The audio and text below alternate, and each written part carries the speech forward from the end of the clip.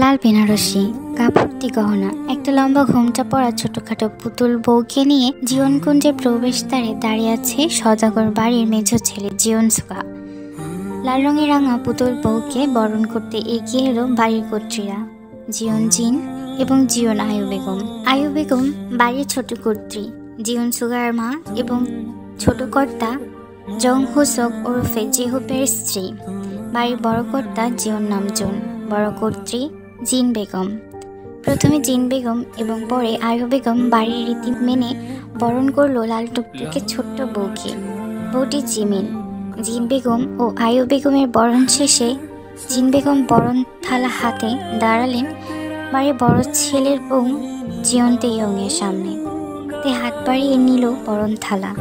আয়ু বেগম আর জিন বেগম কিছু বলতে চাইল তেয়ংকে, তবে বলতে পারছিল না। তখন সুগার কণ্ঠ শোনা গেল, ভাবি তুমি বরণ করবে না আমার বউ? আমি কেন? আমি চাইছি তাই। থাক না ভাই। না, তুমি আমার বউ বরণ না করলে আমি ওকে নিয়ে ঘরে ঢুকবো না। জীবন জিন এবং জীবন আয়ু বেগমের ঠোঁটে চিলতে হাসির রেখা দেখা গেল। তেয়ংয়ের কাজল কালো ডাগর আঁখি ছলছল করছে, পানি জমেছে হয়তো তাতে। ভাবি শুরু করো, এক্ষুনি ঘরে যেতে হবে। খাবো আমি, ক্ষুধায় কেমন পেট গুড়গুড় করছে আমার। চোখের পানিটুকু সন্তর্পণে লুকিয়ে নিল তে। ইউনোর কান টানলো, হাসি মুখে বরণ করলো জিমিনকে। সদাকর বাড়ি ভর্তি লোক, জনস্রোত বাড়ি নতুন বউ দেখার জন্য। সব আচার আদি শেষে তেইয়ং আর রোজ রূপা মিলে জিমিনকে নিয়ে বসালো সুগার রুমে। রোজ রূপা মজা করলো কিছুক্ষণ, এরপর চলে গেল। তে বসলো জিমিনের সামনে। জিমিনের সাজগোজ ঠিক করলো। জিমিনের নুয়ে রাখা মাথাটা থুতনি ধরে আলতো হাতে উঁচু করলো তেইয়ং। ভারী মিষ্টি দেখতে তুমি, আমার ভাইয়ের পছন্দ আছে বেশ। জিমিন মাথা তুলে এক নজর দেখলো তেয়ংকে, নজর ফেরাতে পারল না সে। তেয়ংয়ের গায়ে লাল খয়েরি মেশেলের শাড়ি, হাতে মোটা দুটো বালা, গলায় ভারী একটা চেন, কানের দুটো ঝুমকো, চোখে সুরমা লাগানো, দীর্ঘ পল্লব বিশিষ্ট ডাগর ডাগর জোড়া আঁখি তার। দুধে আলতা গায়ের রং, শীতের প্রকোপে নাকের ডগা, গাল আর থুতনি লালচে গোলাপি হয়ে আছে। স্বচ্ছ দিঘির মতো টলটলে চোখের মণি, সুরমা ওই চোখ দুটোকে কেমন অদ্ভুত আকর্ষণীয় করছে। পাকা গিন্নি গিন্নি কেমন ভাব তের মধ্যে। খোপা করে বাঁধা চুলগুলো।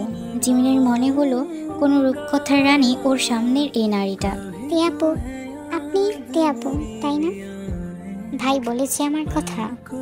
আপনি সুগার বউ, ওর বরণের চেয়েও বেশি সুন্দরী আপনি। সুগা আমাকে তুমি করে বলে, তুমি যখন আপু বলে ডেকেছো তুমি করেই বলতে পারো। বেশ খুশি হব মিষ্টি মেয়ে। মৃদু হাসলো তেইয়ং। জিমিন চেয়ে রইল তের দিকে। তের মুখশ্রী থেকে চোখ ফেরানো দায় লাগলো ওর কাছে। জিমিন নিজেও একজন অনন্য সুন্দরী, তবুও তেয়ংয়ের কাছে বসে মনে হলো সৃষ্টিকর্তা সবটুকু ভালোবাসা দিয়ে হয়তো তৈরি করেছে এই মেয়েটাকে। আমি তোমাকে আপু বলেই ডাকবো। ঠিক আছে, সে তোমার যা ইচ্ছে ডাকতে পারো। রোজ রূপা খাবার নিয়ে ফিরলো। তে খাইয়ে দিল জিমিনকে। জিমিনকে ঠিকঠাক করে বাসর ঘরে বসে চলে গেল সবাই। কিছুক্ষণ পরে সুগার রুমে এলো। জিমিন সালাম করলো সুগাকে। আমার জীবনে আপনাকে স্বাগতম প্রিয়তমা। ধন্যবাদ। সুগা নিজের সাথে জড়িয়ে নিল জিমিনকে। খুব ভালোবাসি জিমিন, সারা জীবন শুধু তোমাকেই ভালোবাসবো। আমি আপনাকে ভীষণ ভালোবাসি সুগা। একে অপরের দিকে তাকিয়ে মৃদু হাসলো। তারপর নিজের অধৈর্য গোল জিমিনের অধরে মিলিয়ে দিল সুগা। আজ ওদের ভালোবাসার রাত, 2 বছরের প্রেমের পূর্ণতা আজ। জিপ গাড়ির হর্নের শব্দে অন্দরমহলে বসা রোজ আর রূপা তের পাশ থেকে দ্রুত উঠে যে যার রুমে চলে গেল। তেয়ং ছেড়ে রাখা চুলগুলো হাত খোপা করে বাঁধলো দ্রুত। শাড়ির আঁচল টেনে মাথায় ঘোমটা দিল। পরনে লুঙ্গিটা এক হাতে তুলে অন্য হাতে ফোন নিয়ে ফটক পেরিয়ে অন্দরমহলের দিকে এলো বাড়ির বড় ছেলে জীবন জঙ্কুক। সম্পর্কে সে তেয়ংয়ের স্বামী। আরও একটা সম্পর্ক আছে ওদের, ওরা চাচাতো ভাই বোন। জঙ্কুক চলে গেল জীবনকুঞ্জের 2য় তলায়, ওর নিজের রুমের দিকে। জীবনকুঞ্জ একটা 2 মঞ্জিলা বিশাল বাড়ি, বিশাল জায়গা জুড়ে জীবনকুঞ্জটি অবস্থিত। 2 তলা মিলে প্রায় অর্ধশতে কামরা রয়েছে এটাতে। জীবনকুঞ্জকে লোকে সওদাগর বাড়ি বলেই বেশি চেনে। এবারের সর্ববয়োজ্যেষ্ঠ সদস্য হচ্ছে জীবন বেগম। জীবন বেগমের বাবা তৈরি করেছিলেন এ বাড়িটা। শোনা যায় ব্রিটিশ আমলে তিনি সওদাগর ছিলেন। বাবা দাদার ব্যবসা এখনও বহাল আছে এ বাড়িতে। সুগার বিয়ে সম্পন্ন করে সবাই আগেই বাড়ি ফিরেছিল। জঙ্কুক পোশাক বদল করে চলে গিয়েছিল কাজে। তে খাবার সাজায় টেবিলে। কিছুক্ষণ পরে ভেজা চুল ঝাড়তে ঝাড়তে অন্দরমহলে নিচে নেমে আসে জঙ্কুক। রোজকার মতো বিনা বাক্যে খাবার খায়, হাত ধুয়ে চলে যায়। একবারও ফিরে তাকায় না তেইয়ংয়ের দিকে, আর না জিজ্ঞেস করে খেয়েছে কিনা, না বলে খাবার খেয়ে নিতে। জঙ্কুক চলে যেতে রোজ রূপা বেরিয়ে আসে রুম থেকে। তেইয়ংকে সাথে নিয়ে খাবার খায় ওরা, সব গুছিয়েও রাখে। তে চলে যায়। আজও বিছানা ফাঁকা, রুমে কোথাও নেই জঙ্কুক। আসবেও না এখন এখানে, যতক্ষণ না ভোরের আজান পড়বে। তে বেরিয়ে যাবে রুম থেকে। বিয়ের 18 মাস, 1.5 বছরে এভাবেই তো সংসার করছে তেইয়ং। ভোরের আলো ফুটতেই চোখ মেলল সুগা। জিমিন ঘুমিয়ে আছে ওর বুকে। সুগা পরপর কতগুলো চুমু খেল জিমিনের গালে। সকাল সকাল স্বামীর এমন নরম কোমল ভালোবাসার ছোঁয়ায় চোখ মেলে চাইল জিমিন। শুভ জন্মদিন প্রিয়তমা, হাসল জিমিন। মুখ গুছল সুগার বুকে। ফ্রেশ হয়ে দুজন একসাথে মিলে নিচে নামলো। জিমিনকে দেখে রোজ এগিয়ে এলো। ভাবি কোথায়? রান্নাঘরে। জিমিনকে ভাবির কাছে নিয়ে যাও। রোজ জিমিনকে নিয়ে যায় রান্নাঘরে। তে তখন ব্যস্ত হাতে খাবার বানাচ্ছে সবার জন্য। রূপা ছাড়া আর কেউই নেই তেইয়ংয়ের সাথে। জিমিন অনেকবার সাহায্য করতে চাইল তেইয়ংকে। তে রোজকে দিয়ে জোর করে পাঠিয়ে দিল জিমিনকে। রোজের সাথে ছাদে এসে দাঁড়ালো জিমিন। রোজ, টিয়াপু একা কেন রান্না করছে? বাড়িতে এত লোক কাজ করে, বড় মা ওনারাও কেউ নেই রান্না করে। এত লোকের রান্না আপু একা কেন করছে? রোজ জিমিনের কথায় এদিক ওদিক তাকালো, দেখলো কেউ আছে কিনা। ভয়ে মুখ শুকিয়ে কাঠ। আসতে ভাবি, জঙ্কুক ভাইয়া শুনলে আমার রক্ষী নেই আর। কেন? সে অনেক কথা, কেউ শুনলে জঙ্কুক ভাইয়ার কানে পৌঁছে দেবে। তুমি নতুন বউ, কিছু বলবে না তোমাকে জঙ্কুক ভাই। আমি ধুনার বোন, চাচাতো বোন, আমাকে এক চড় লাগাবে। কেউ শুনবে না। আমি জানতে চাই, বলো আমাকে। রোজ ছাদের চারিপাশ দেখলো ভালো করে। ছাদের মূল দরজা লাগিয়ে এসে মাদুর পেতে বসলো জিমিনের পাশে। তুমি তো জানো জঙ্কুক ভাই কেমন মানুষ। সুগা ভাইয়া বলেছে নিশ্চয়ই। শুনলে আমার খবর করে ছাড়বে ভাবি। বলবো না কাউকে, বলো। তুমি হয়তো জানো সুগা আমার নিজের বড় ভাই, আর ইয়োনো জঙ্কুক ভাইয়ার আপন ছোট ভাই। আর তে ভাবি আমাদের সবার মেঝো চাচা সুবিন চাচার মেয়ে। আমাদের বাড়িতে জঙ্কুক ভাই সবার বড়, তারপর সুগা ভাইয়া। সুগা ভাইয়া তে ভাবি 2 বছরের বড়। ইয়োনো আমার চেয়ে 1 বছরের বড়। সুবিন চাচা মারা গেছেন সে বহু বছর। তে ভাবি তখন 5 বছর বয়স ছিল। হঠাৎই চাচু একদিন অ্যাক্সিডেন্ট করে এবং ওখানে মারা যায়। মেজো চাচির তখন বয়স অনেকই কম ছিল। চাচির বাড়ি থেকে চাচিকে নিয়ে গিয়েছিল অন্যত্র বিয়ে দেওয়ার জন্য। দাদাজান নিতে দেয়নি তে ভাবিকে। শুনেছি তখনই দাদাজান বড় চাচাকে বলেছিলেন জঙ্কুক ভাইয়ের সাথে তিনি তে ভাবিকে বিয়ে দেবেন ভবিষ্যতে। একথা বাড়ির সবাই জানতো, শুধু জানতো না জঙ্কুক ভাই। কারণ সে 15 বছর বয়সে রাজধানী চলে গিয়েছিল পড়াশোনা করার জন্য। দাদাজান টিয়াপুকে কখনোই আর দেখা করতে দেননি মেজো চাচির সঙ্গে। মেজো চাচিও আর কখনো ফিরে আসেনি এ বাড়ি। কয়েক বছর আগের কথা, এক রাতে ঝড় বাদল মাথায় হঠাৎই ইয়োনো বাড়ি ফিরল। ওকে তখন পড়াশোনা করার জন্য পাঠানো হয়েছে জঙ্কুক ভাইয়ের কাছে। দাদা রাতেই তাকে আবার ফেরত পাঠালো। পরদিন জঙ্কুক ভাইয়াও বাড়ি চলে এসেছে। জঙ্কুক ভাই শহরে কোনো এক মেয়েকে পছন্দ করত, প্রেমের সম্পর্ক ছিল তাদের। মেয়েটা বাজে ছিল। একথা জানাতে ইয়োনো বাড়ি ফিরেছিল। দাদাজান বড় চাচু যখন জঙ্কুক ভাইয়া গিয়ে বিষয়টি বোঝানোর চেষ্টা করে, ভাইয়া মানেনি সেদিন তাদের কথা। চলে গিয়েছিল শহরে কাউকে না জানিয়ে। বেশ ঝামেলা করেছিল সেদিন। ছোট থেকে দেয়াপুকে বোঝানো হয়েছে সে জঙ্কুক ভাইয়ের বউ। জঙ্কুক ভাই ছাড়া তার জীবনে আর অন্য কোনো পুরুষের অস্তিত্ব নেই। এবারে মেয়ে হওয়ার সত্ত্বেও তাকে বড় হতে হয়েছে এবারে বউ হিসেবে। পর্দা ছাড়া বাড়ি থেকে এক পাও বের করেনি তিয়াব্বু।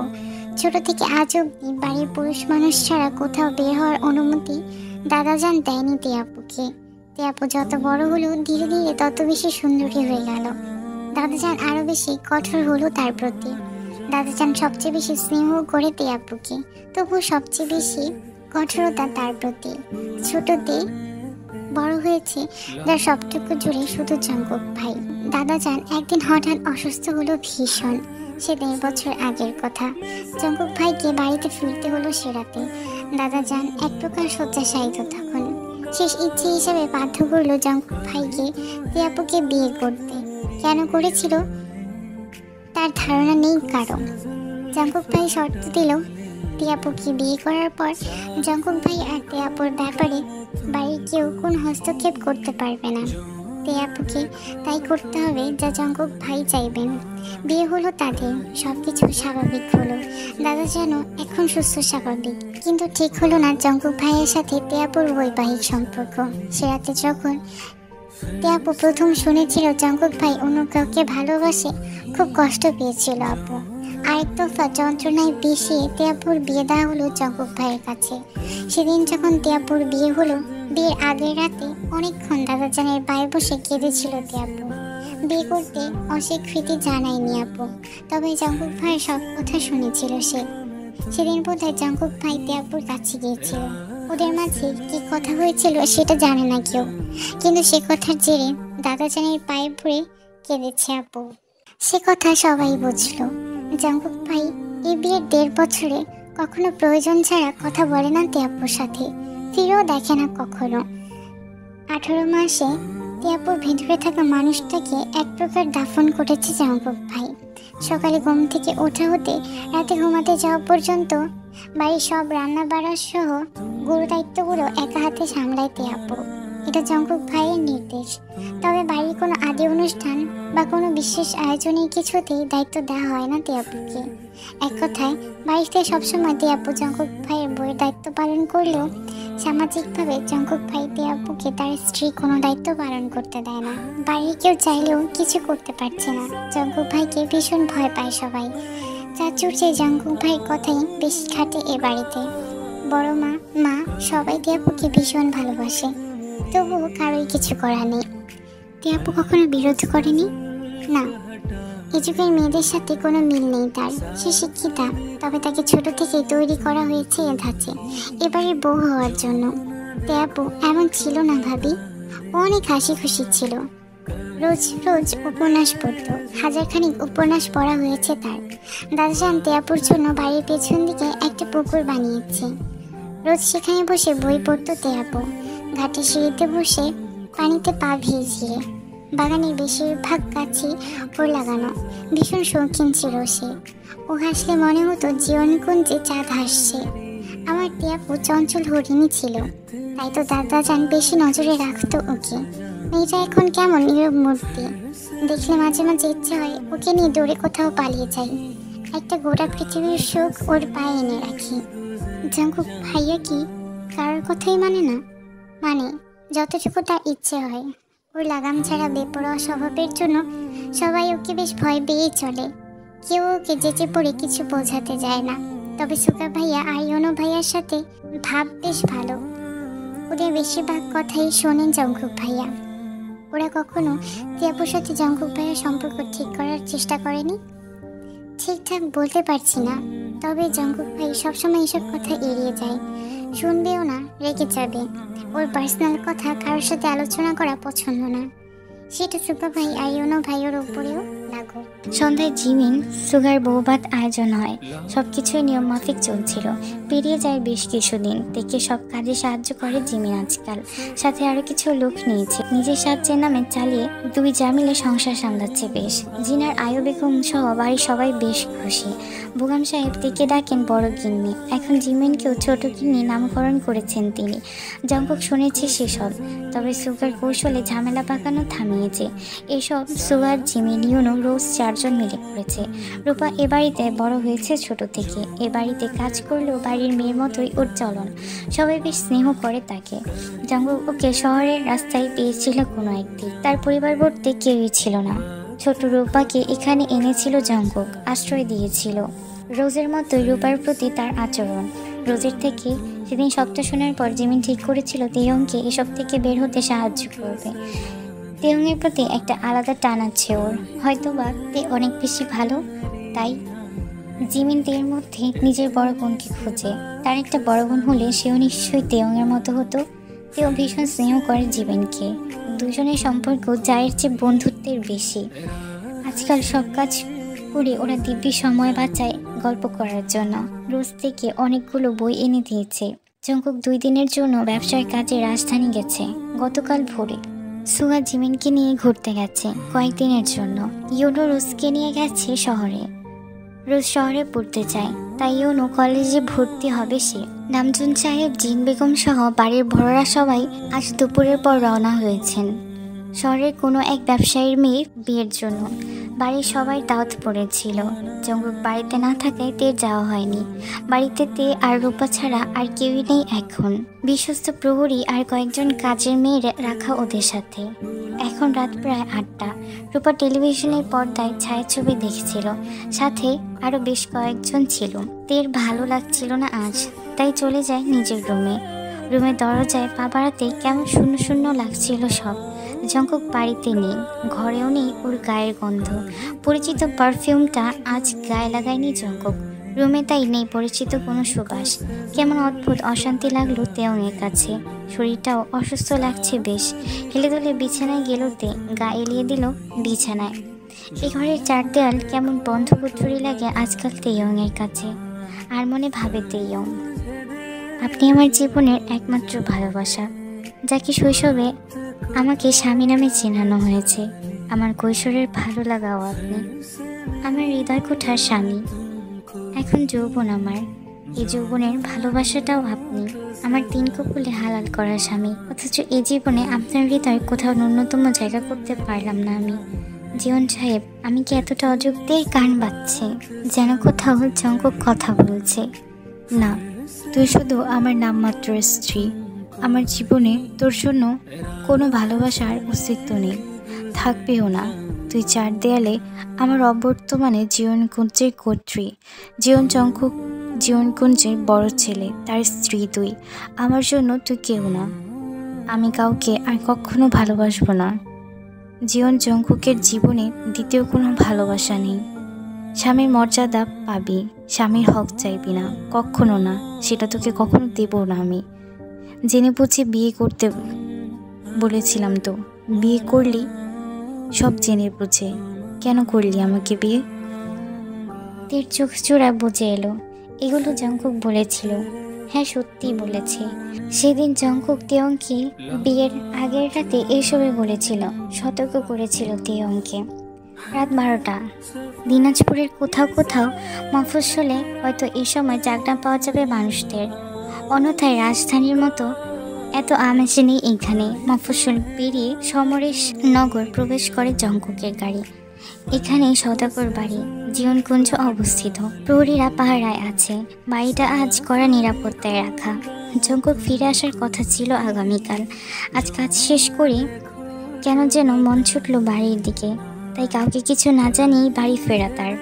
জঙ্কুক বাড়িতে ফিরে অন্দরমহলের দরজায় কড়া নাড়ে। বেশ কয়েকবার ডাকার পর দরজা খুলে একজন কাজের মেয়ে। জঙ্কুককে দেখে কিছুটা স্বস্তি পায় সে। এত রাতে রূপাপাতি ছাড়া অন্য কেউ বাড়ির অন্দরমহলের দরজা খুলেছে, যেখানে বাড়িতে আজ বড়রা কেউই উপস্থিত নেই।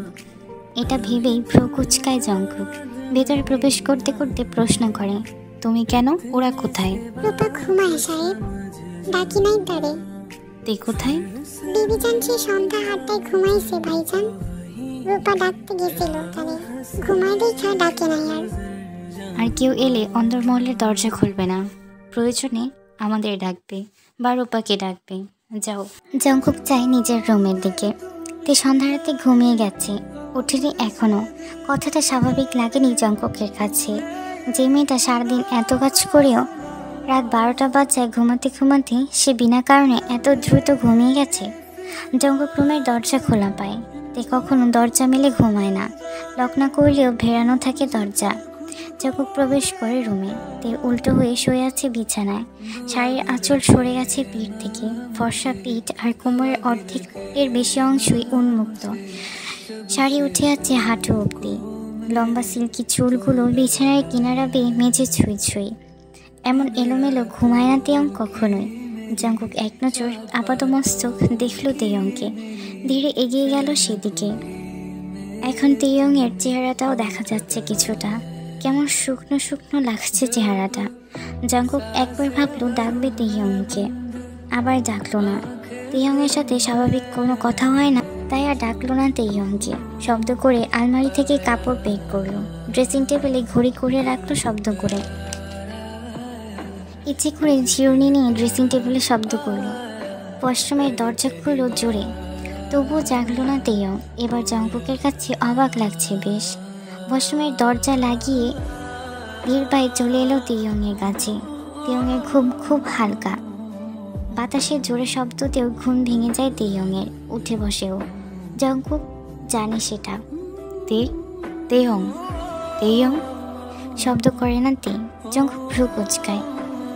ঘুম কি অচেতন হয়ে গেছিস? এই মেয়ে, শুনতে পাচ্ছিস না? তে সাড়া করে না তবুও। জাঙ্কুক একটু ঝুঁকে তেয়ংয়ের গালে হাত রাখে। জ্বরে কাঁপ উঠছে তেয়ংয়ের। জাঙ্কুক হালকা হাতে ধাক্কা দেয় তেকে।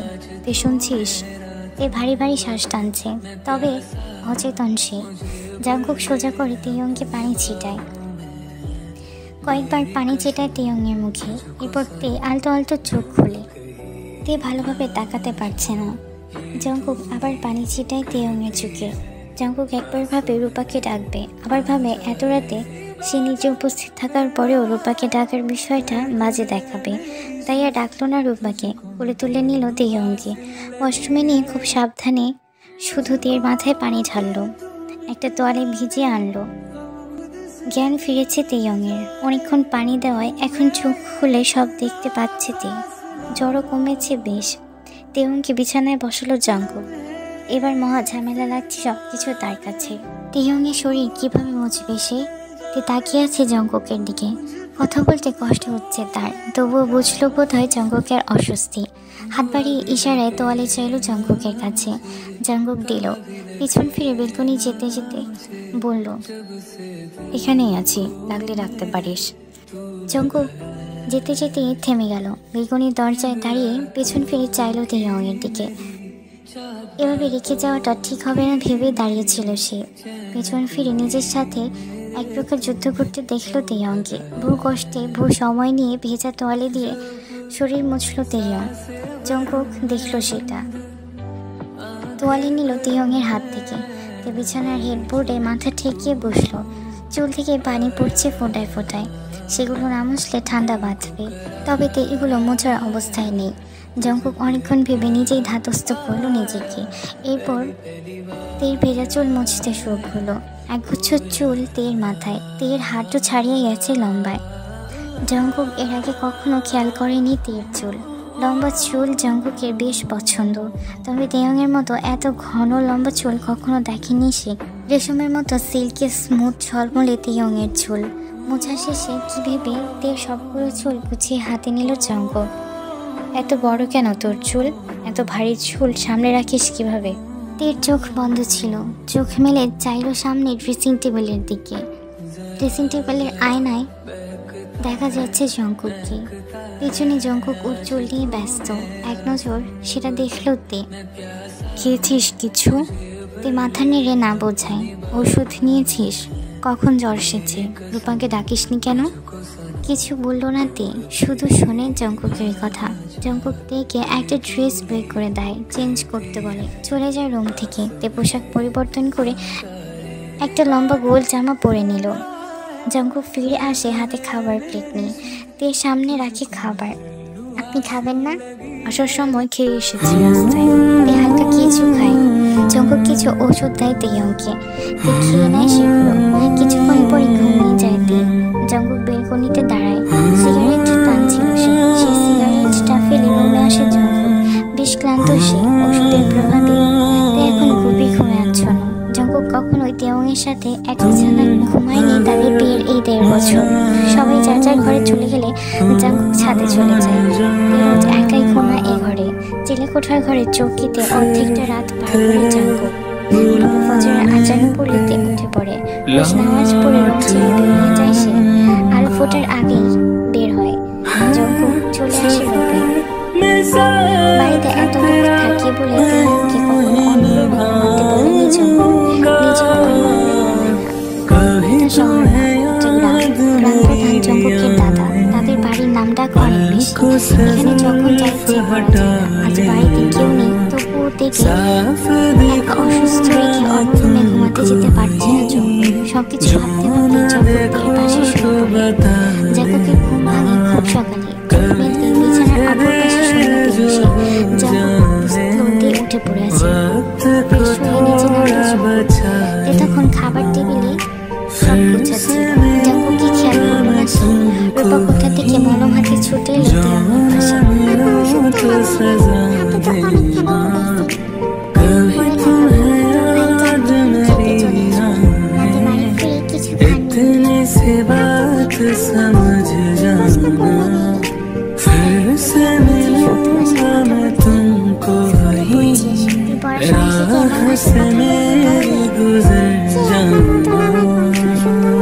এত সুন্দর করে আমি কথাও বলতে পারি না। হ্যাঁ, তুমি নিজে চেষ্টা করো না, সেটা বলো। আপা, হাতটা অনেক পড়াইছে, জ্বলবে তো। এগুলি আমি সাজাই, ওষুধটা লাগায় নেন, নাইলে আমারে লাগাইতে দেন। এমন ভাবে তেলে হাত লাগাইলেন কেমনে আইস? খেয়াল করতে পারিনি। আপনার অসুস্থ লাগতেছে, মাথা ঘুরাইতেছে আপনার, শরীর ভালো না? রাতে জ্বর ছিল হালকা, এখন ঠিক আছি আমি। আপা, একটা কথা কই। বলো। আজকে আপনারে নতুন বউ লাগতেছে। তে হাতে থালা টেবিলে সাজাচ্ছিল, ঘাড় ঘুরিয়ে চাইল রূপার দিকে। কেন? আপনারে সবসময় কালা, নীল, খয়েরি কেমন আন্ধাইরা রং পরতে দেখি। বিয়ার পরতে এত শাড়ি পরছেন, কোনো লাল রংটা পরেন নাই। আইস পরছেন টুকটুকা লাল শাড়ি। লাল শাড়িতে আপনারে আজকে অনেক সুন্দর লাগতেছে। যে বেটা চাইবো একবার আর চোখ ফিরাইতে পারবো না আপা। আগুন সুন্দরী লাগতেছে আপনারে। আচ্ছা। কি আচ্ছা? সত্যি কইতাছি, এমনি আপনি চান্দেল ধারণ সুন্দরী, চাইলে চাইয়া থাকবার মন চাই। আল্লাহ আপনারে খাস কইরা মানাইছে। এখন তো ভরা যৌবন। ইস, আমি বলা হইলে আপনারে তুই লইয়া যাইতাম। তে রূপার এমন কথায় বিষম খায়। অন্য একটা মেয়ে পাশ থেকে দ্রুত পানিয়ে গিয়ে দেয় তেহংকে। রূপা থাম এবার, এবার কার থাম। বেটা মাইনছেন না হান শরম চাইরা কথা কইতাছস।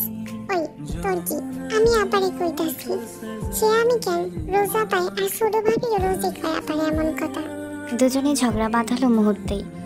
জাঙ্কুক গলা খাকারি দিল। সে শব্দে সবাই চাইল সেদিকে। জাঙ্কুককে দেখা মাত্রই সবাই সে স্থান ত্যাগ করলো। তে শাড়ির আঁচল মাথায় টানলো।